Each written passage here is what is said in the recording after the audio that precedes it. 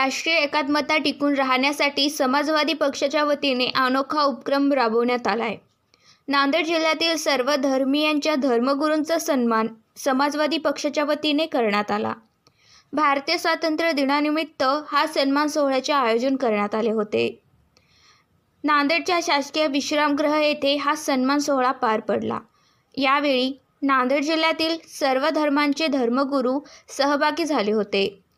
देशात राष्ट्रीय एकात्मता आणि शांतता राहिली पाहिजे, देश प्रगतीच्या दिशेने वाटचाल करावा अशी भावना समाजवादी पक्षाचे जिल्हाध्यक्ष जावेद खान यांनी व्यक्त केली।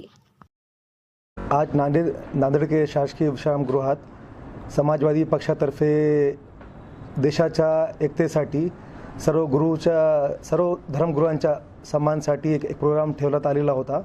त्यामध्ये सगळे धर्माचे वरिष्ठ धर्मगुरू इथं आलेले होते, त्यांचा सत्कार इथं झाला आणि आमचा उद्देश एकच आहे की समाजवादी पक्षाहून सर्व समाज मिळून देशाच्या प्रगतीसाठी योगदान द्यावे। आम्ही धर्मगुरू यांच्या चर्चा करून नांदेड जिल्ह्यामध्ये लवकरच आमच्या पक्षातर्फे एक फ्री ॲम्ब्युलन्स, एक नांदेड शहरामध्ये स्कूल आणि कल 15 ऑगस्ट रोजी गोरगरीब विद्यार्थ्यांना बॅग आणि नोटबुक वाटप करणार।